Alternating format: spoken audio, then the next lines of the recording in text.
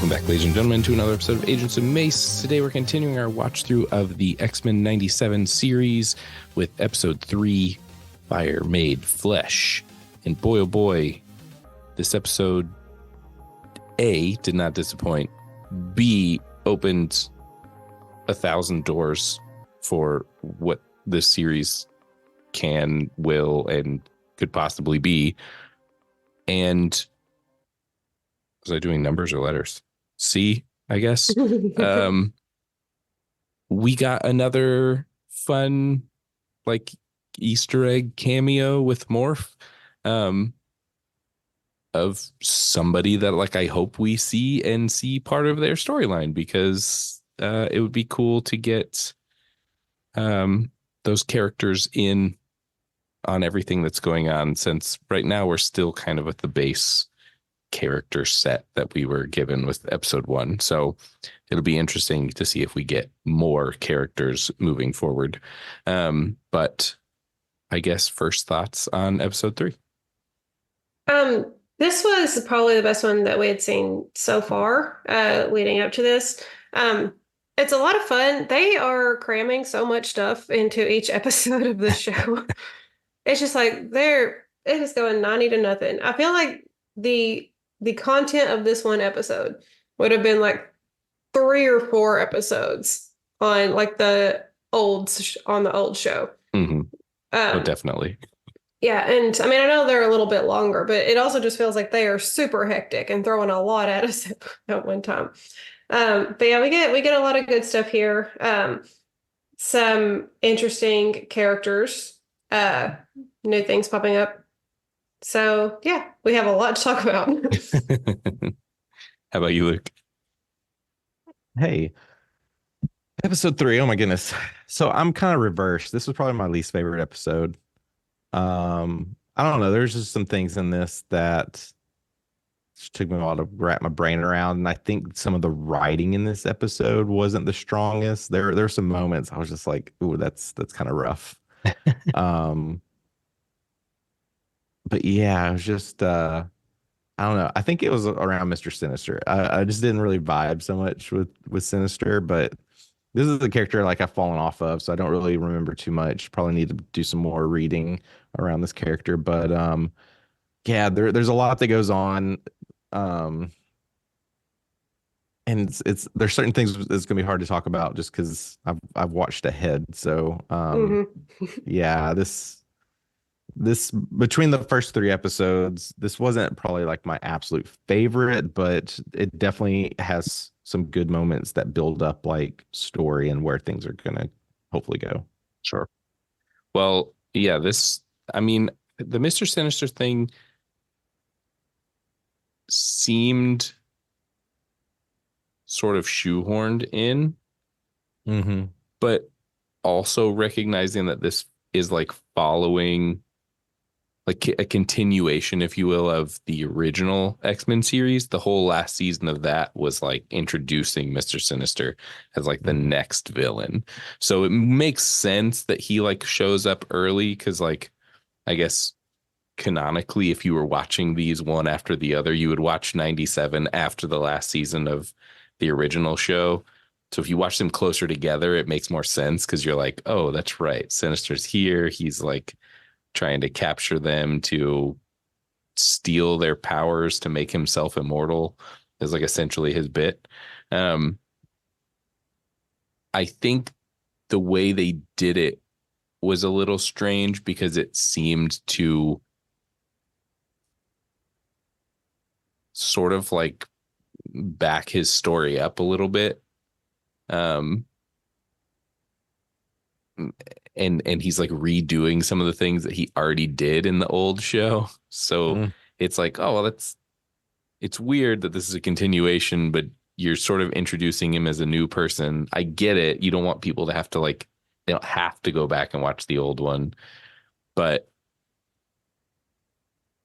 it did seem a little like sudden if you haven't watched the old series for this guy to just like pop up out of nowhere and stealing babies. I think this the subject matter in this episode is kind of what threw me off as well, because it became a point of like, I guess, trying to really understand the audience Marvel's going for here. Like, I Mhm. think it's clearly like really wanting to go after those that grew up with the original X-Men, but like to bring in, especially wanting to call this a children's show, like Oh, I yeah, think this was this a push darker I episode. think this pushes Yeah. far away from being a children's episode, like um and leans more into like this is really for those that grew up with the original animated series, grew up with the comics, and Mhm. trying to like solidify like this is who this series is really for. And I think going into this, I was kind of viewing it more as like, okay, this is to bring in like that new generation, a younger audience into X-Men, get them excited, wanting to go like learn more about the X-Men. And now Mhm. I'm just kind of like,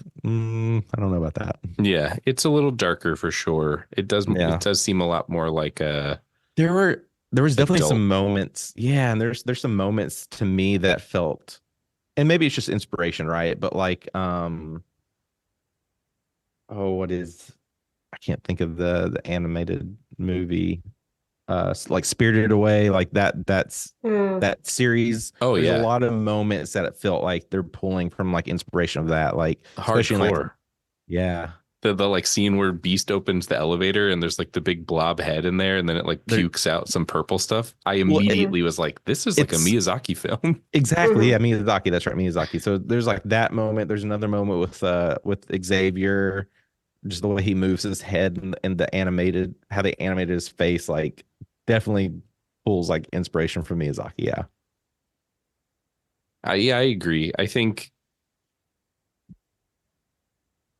I like as an adult, I'm enjoying the series, but I could see it being like a little too intense for like kids trying to get into X-Men because Mhm. like essentially this whole episode is like this identity crisis that Jean is having and then finding out that it's not Jean, it's a clone of Jean, and then the clone turns into the Goblin Queen and then has like a mental battle with Jean.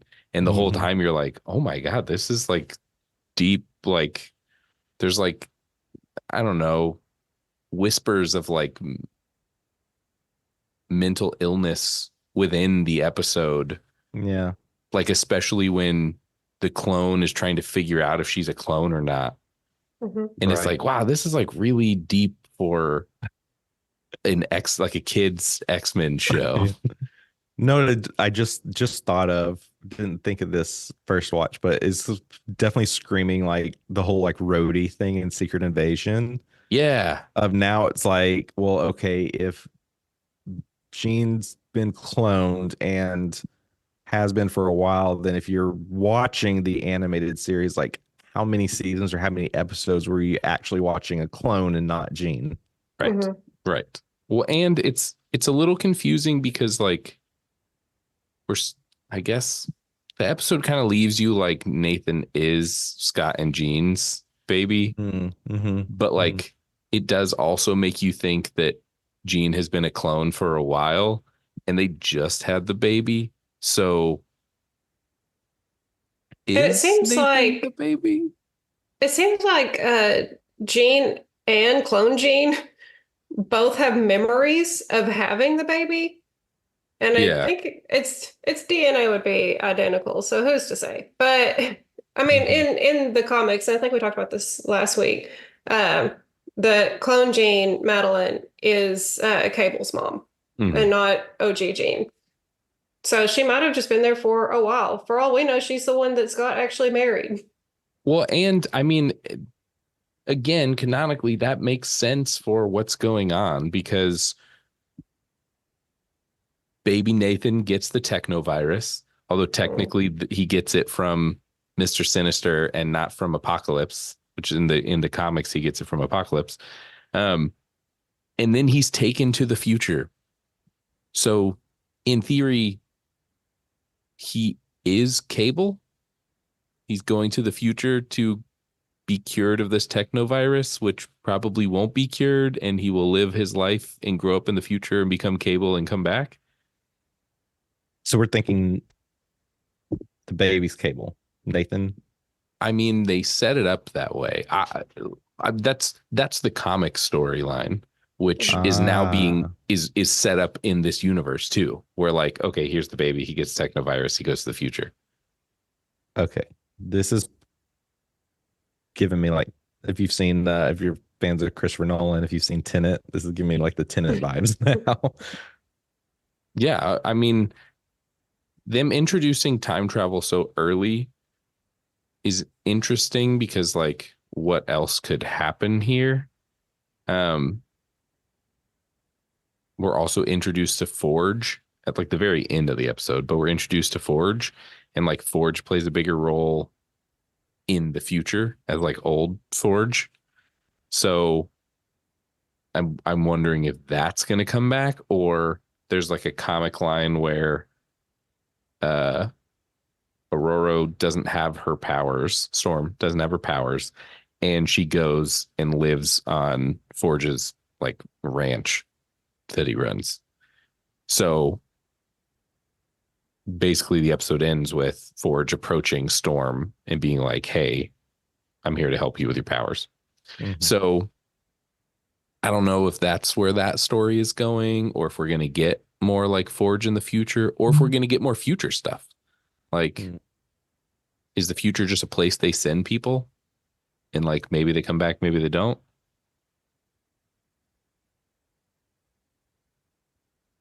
It's a little confusing, but the bulk of this episode is more around the Jean Goblin Queen clone Jean struggle. I think my favorite line from the whole episode was like almost right away, early on. Beast is talking about trying to figure out if clone Jean is a clone or is a robot or whatever. And then he says Jean's genes. And I was like, that's really funny. Uh, but he said it so seriously and just they moved past it. But I was like, that was good. Jeans, jeans. A+ line read. Yeah, yeah. Somebody thought about that one. But then it's like his line like right after that is what ruined the whole episode for me. When he was just like when the camera just goes right to his face and he's just like, that's sinister or something. Like I'm just like, no, don't do yeah, yeah, yeah. It's weird because stuff like that seems like they're leaning more towards like a kid's show. But yeah. then the content of the show leans more towards like an adult show. So it's like, Right. this is confusing. Yeah. You can't treat me like a child when you're clearly not making this for children. Yeah. um, I think overall the like mental battle that Jean, well, first of all, Madeline going into the Goblin Queen seemed like an instant. She was just like, Yes. I'm not Jean, I'm the Goblin Queen. And it was like, well, you're saying that as if we're all supposed to know what that means. Mhm. Um, I wrote that down. I was like, Clone Jean goes evil very easily. Like, and Yeah. Yeah. understanding she's under the influence of Mr. Sinister, but still, like the Clone Jean we've gotten to know in the last couple of episodes doesn't seem like she would flip the switch quite that quickly. right. But that's another thing, like I said at the beginning, they're going so fast. I feel like this could have been a kind of slow transition where Clone Jean is more and more distrusting the people around her, and that causes her to turn into the Goblin Queen. But no, it happened like almost instantly. She's really mad. And she's like, no, I'm the real Jean. And Mr. Sinister's like, no, you're the clone. And then she's like, well, I'm evil now. Right. Yeah. She's like, yeah, you're right. I am the clone and I'm bad. Yeah. It seemed so fast. And then also it seemed like such a hard turn. It wasn't like she was grappling with being evil. She was just full evil and gonna decimate everybody. Yeah, it Yeah. goes straight into tormenting her friends, the people that in her brain she understands to be her friends. Right. And apparently she knew about the Rogue and Magneto thing because that's Gambit's vision Yeah. that he sees. Yeah. Got him. So Which mean, poor Gambit. I feel his was the weirdest too, because like everyone else's was like, again, very Miyazaki-esque, like people climbing out of people and exploding into goo and stuff like that. But I was like, why are they like mud people? Like, he like walks into the room, and first of all, the room is like a swamp. And I was Mhm. like, is this because he's Cajun? Like, I don't understand the reference here. And then on Mm, top of that, they like are like Magneto and Rogue are like melting into each other. And I was yeah. like, I don't understand the symbolism here. They're like they're becoming one, and that's upsetting to him. Like I I don't know. guess, It but just to him it's super gross, so he's with yeah. mud people. And he literally like everyone else is like running away from their fears. He literally just like steps out of the room and closes the door, and he's like, "That's disgusting." And you're like, "You're right. It Yeah. Well, was. I don't know yeah. what was going on." It didn't seem to affect It's him like everybody else. yeah. It's just foreshadowing that like Rogue and Magneto, like they're gonna be together. Like, so you Also, gotta deal with it. what? So I don't know. It's like a pet peeve of mine in movies when they like write people out of scenes by giving them the Mm. most like menial task. They're like, oh, they're in the other room. And you're like, this whole time they're in the other room. So for them, it was like the episode starts and they're basically just like, oh, yeah, Rogue and Magneto are on patrol. What does that mean? On patrol where? Outside? Like What are they a patrolling? different state or country? Yeah, like Right. what? Magneto's Different in world. charge of them. He's the head of the X-Men. You're telling me he went out?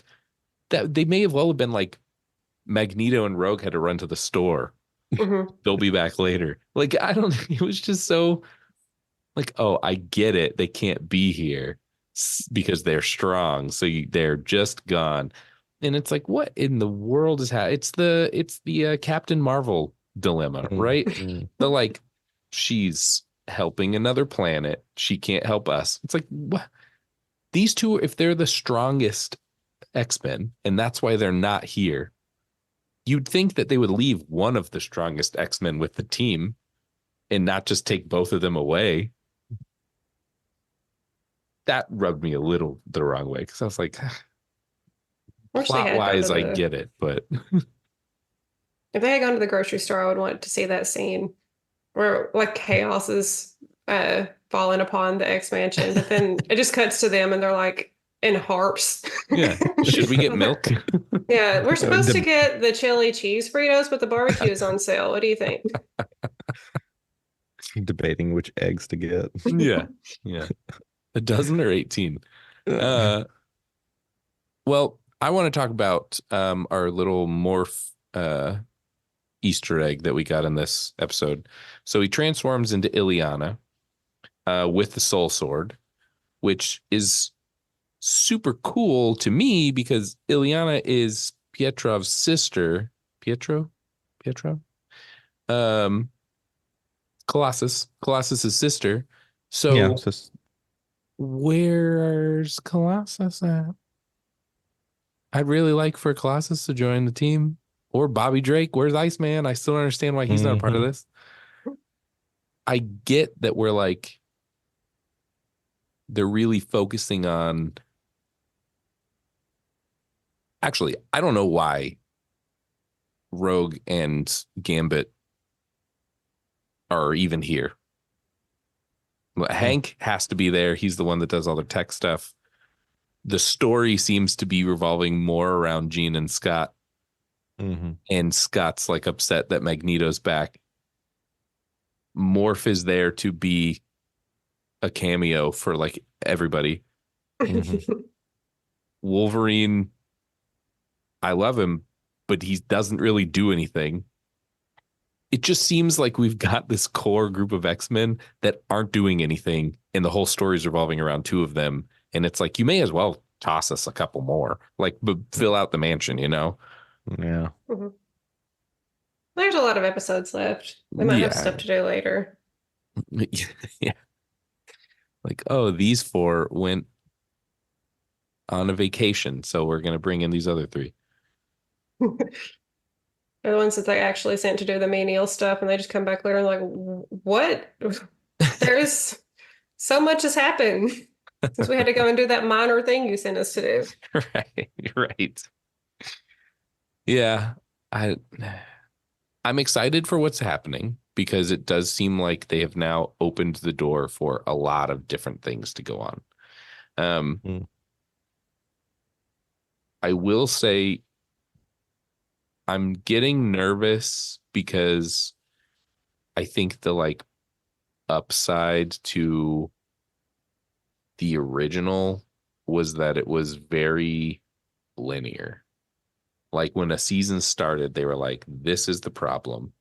This problem will be the problem for at least half the season before another problem is introduced. In this, it seems like we're almost getting Monster of the Week vibes. You Hmm. know, like episode 1, the whole thing was Trask. Episode 2 was like about the mutant, anti mutant group.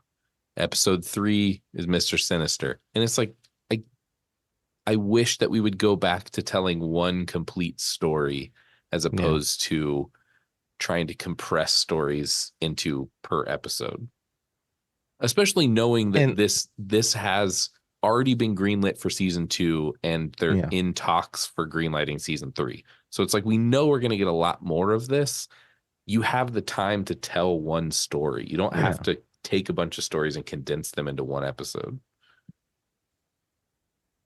Like give us 10 30-minute episodes of one story or give us like 8 one out. Like, I don't know, just figure out like Right. Yeah, I'd even be give I'd even be fine with if you did 10 episodes a season and 5 episodes were one story, and then around Mhm. episode 5 it started to introduce the second half of the season story and you did another story the second half of the season. I'd be fine with that. Yeah. But to Elisa's point, it seems like you're cramming Hmm. 5 episodes worth of story into one episode to the point where then we get stuff like Jean just being like, nah, I'm evil now. And there being no real Yeah. conflict for her turning evil. Like, what was the Right. purpose of her being evil because Just she realized she was the clone? yeah. And they move way too fast on that.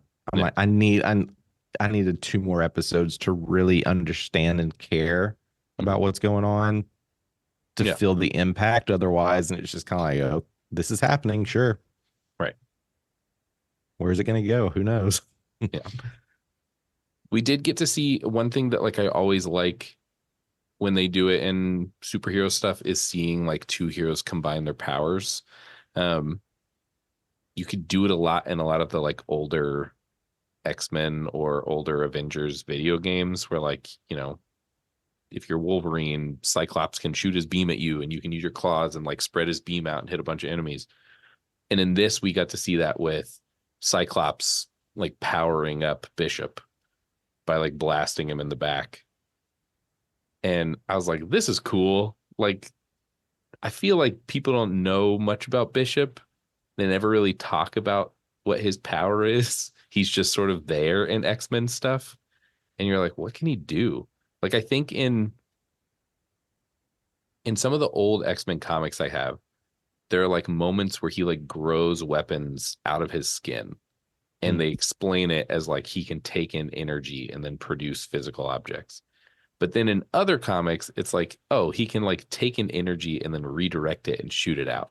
And that's the Bishop we're getting here. But I think it's fun to see them like use their powers together because it makes you feel like at least they know each other's powers, Hmm. you know? Yeah. Like there's some sort of history going on here with this team, even though it's weird that Bishop is even a part of the team because he's from the future. And we get a little glimpse of that with his like fear in this episode is like Hmm. his, I don't know if it's his wife or a friend from the future is like, you belong here with us. Why aren't you here? And it's like, yeah, that's weird. Why are you here?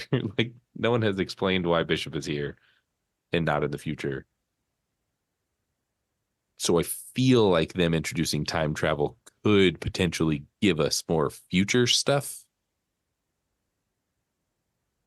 but maybe not. I don't know. We'll find out. I feel like this episode really well, not even this episode. The last 2 episodes have really kind of left us in the lurch with Roberto and Jubilee. Jubilee, like in all of the old one, was like the new member, right? She was like in school. She was the youngest. They were all kind of like helping her learn how to use her powers and become an X-Men. In this, she's taken that role to like try to like teach Sunspot how to be an X-Men and how to use his powers.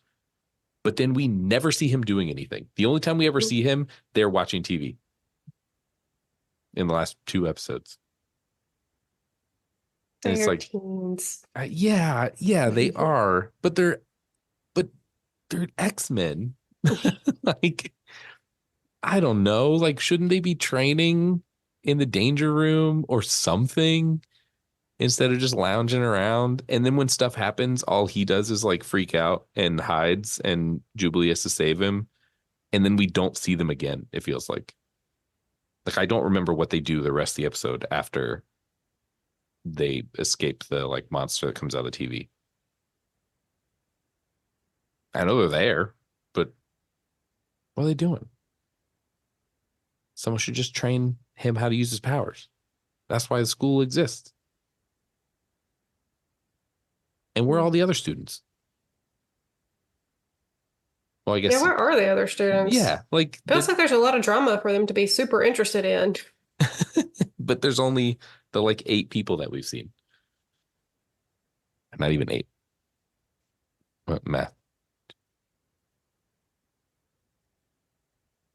No, yeah, 8. It just seems like, yeah, there's not anybody else here. Like, it almost seems like the what's his name? The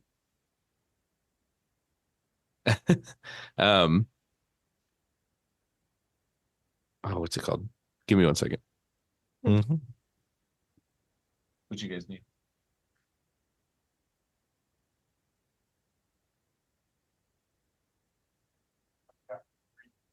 With the picture? Yep. Yeah. Today? Yeah. That's a good Yeah. one. Okay. Yeah, no problem. Okay, sorry. What were we talking about? Where is everybody? So it seems like because Charles is gone, that they have decided that the school is not a school anymore, maybe. But it feels very like first Deadpool movie, right? Yeah, like he goes exactly. there and somehow they only have the rights to these like 8 characters, but we know they don't because Morph keeps changing into people. Mm-hmm. So it's like you have all these people, and even in the open, we see like the Brotherhood. They run in from the one side, so it's like you have these people. Why are we not making this like a world of mutants? Yeah, it's. I think that's where they could have expanded more on, because like, is this the Jean Grey school? If it's still Xavier's school and Magneto's taking over, Magneto probably could have just been like, look, y'all can just go do whatever you want. I don't care. Right. School's out. The school's out. And that would have probably been beneficial to understand, like, instead of so much time taking place in a school and we're not seeing anyone. Yeah. Yeah. Yeah. It's just, it seems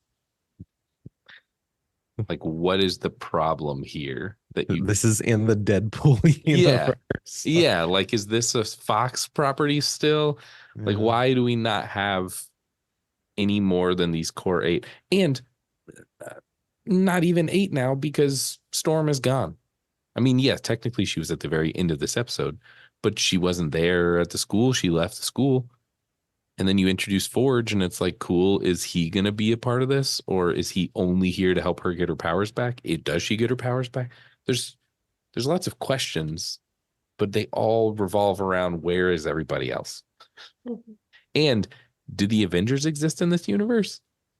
Like, do you think that we would see anybody else? Yeah. I'm assuming not, because they try their hardest to keep these like completely separated. I don't know why. But other than like X-Men versus Avengers, in like 90% of X-Men stuff, there are no Avengers. But in a lot of Avengers stuff, the X-Men are like crossover characters, like Wolverine's an Avenger. Mhm. So I don't know. It's weird. What do you guys think about Sinister being like a bigger villain in the series overall? I need more context. Like this is one of these are the moments where I really just need to go back and like watch the last season of the animated series to kind of understand the build up to Sinister. Mm-hmm. Um, hopefully we'll see more of Sinister. Like be I need I need an episode that's just strictly revolved around Sinister and just understanding what his plan is, right? Mm. Um, 'Cause, you know, you look back into like, you know, the Infinity Saga, like we pretty much know what Thanos is up to. I feel like we kind of need that. You know, and we already kind of know what like Kang is up to and that kind of story of what they're doing. So like we need that same thing. Yeah, yeah, but I don't know if like at this point if they would even do like a what have they been up to up until now? Like it just seems like everything is so rushed. They don't have time to do a look back story. It would be nice, but I also like Yeah. that's where I'm getting worried is like they introduced him, he's a villain, and then almost like by the end of the episode he was gone. Is he coming back? Or is next week going to be somebody else? And the week after that, somebody else. And I mean, granted, sure, watched ahead a couple, but it's just, it feels like they're, again, treating this like a show for kids to get people interested in X-Men before they make live action movies. But I guarantee like the biggest population of people watching this show are people that watched the original series where it wasn't like that. Even though it was a show for kids, they like stuck to their guns about it being like comic accurate and the stories were long. Like I think the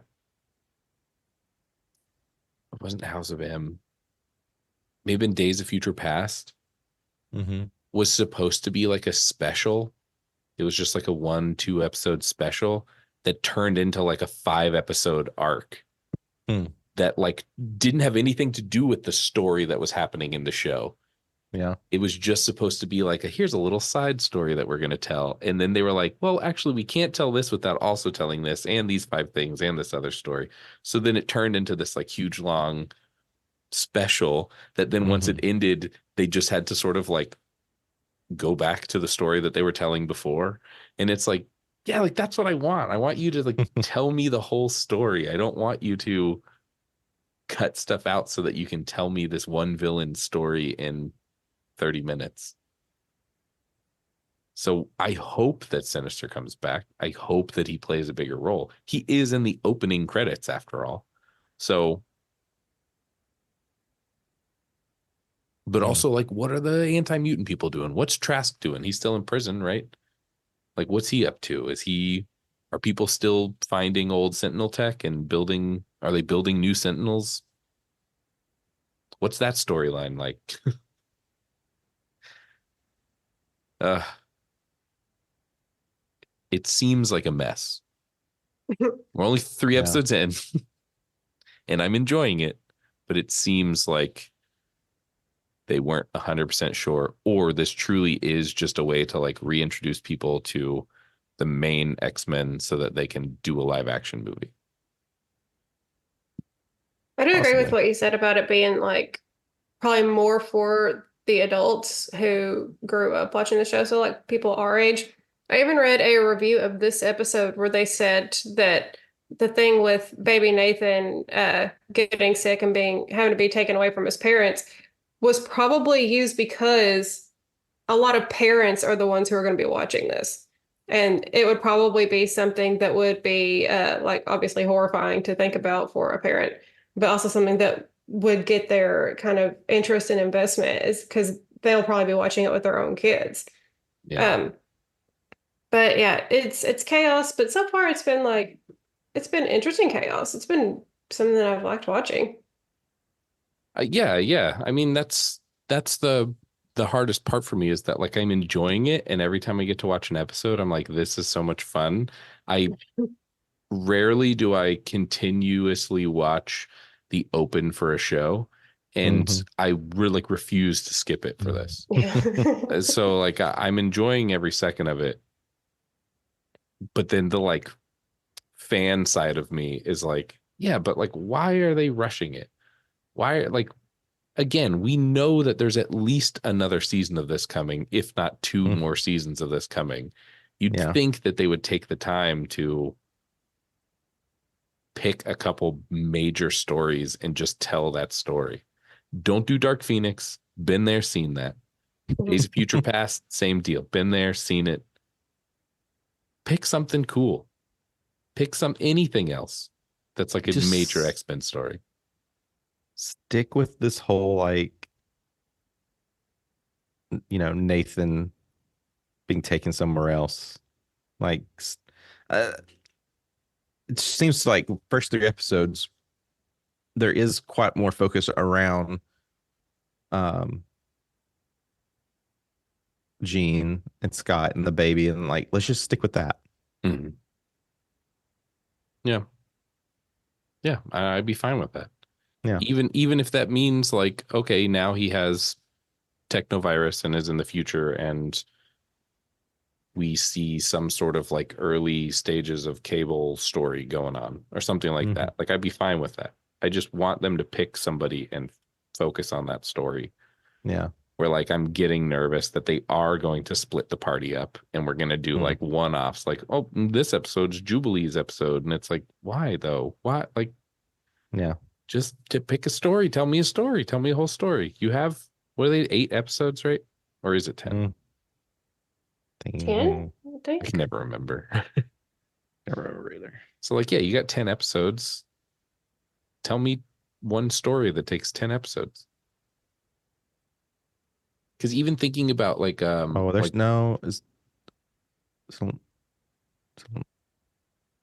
yeah, there's 10. Sorry. I saw something that said 6 and I was like, dude, don't scare me like that. Yeah, it's 10 episodes. Like what if, right? What if Yeah. totally makes sense for a show that like none of the episodes are connected. They sure did take their time to connect the episodes, but it didn't need it. Like that could have been every episode as a one-off. It makes sense. This isn't that, but it feels like they're doing the same thing where they're like, we're going to give you one overarching story, but we're only going to tell you bits and pieces of the story occasionally. The rest of the time, it'll be like these one-off adventures that they're having. It doesn't need to be like that. I want my X-Men. I want them done right. So that then when the movie comes out and they're live action and it's really cool, I don't feel like you rushed the movie because you don't think our attention span is long enough or people are going to care about them because you told this weird disjointed story for the animated show. Again, love the show, listeners. I'm not bashing the show at all. Just saying I want more.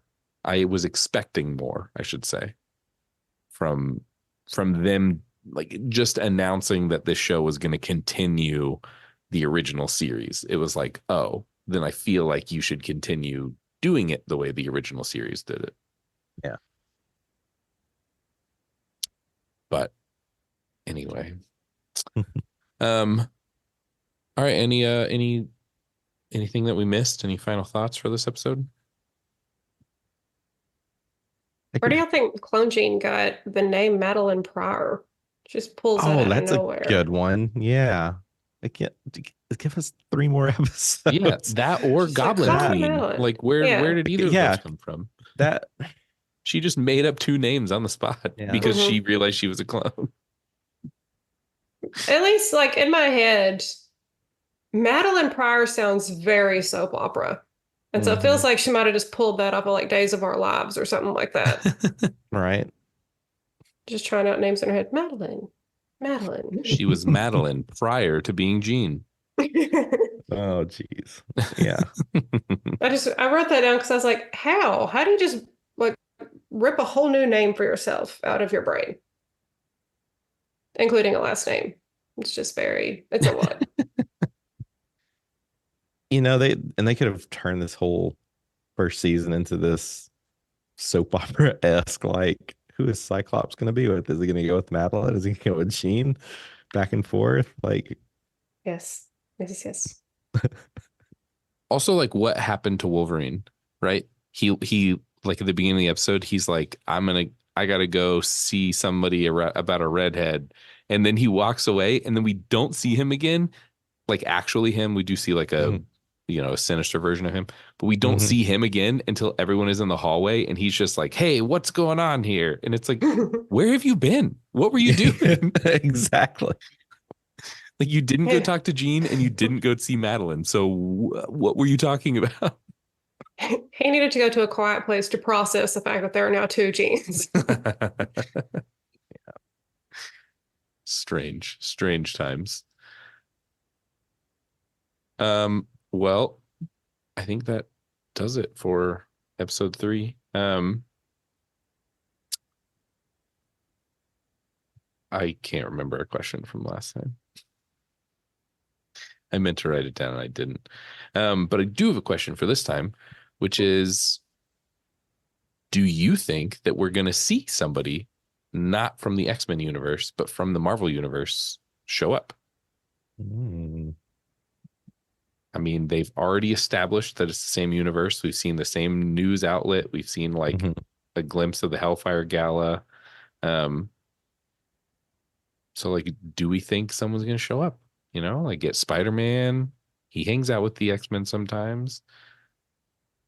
I've heard that they're already in talks about potentially doing another Spider-Man animated series, like continuing that series if this does well. So that's like, cool. Could that Spider-Man show up? What about the other one we're getting? Yeah, I was gonna say, isn't Spider-Man freshman year supposed to be animated?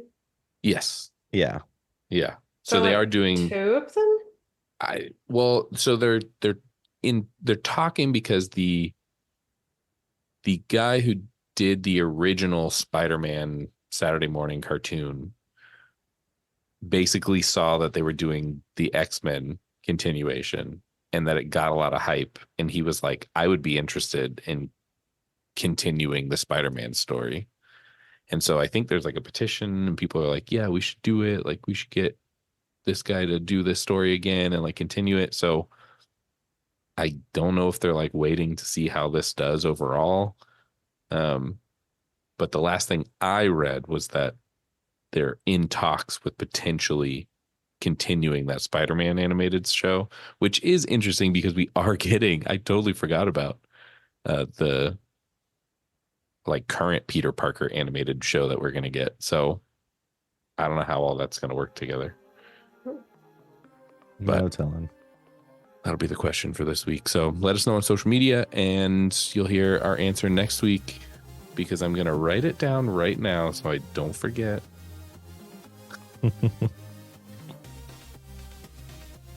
But thank you all for listening, and we'll see you all next week. Bye.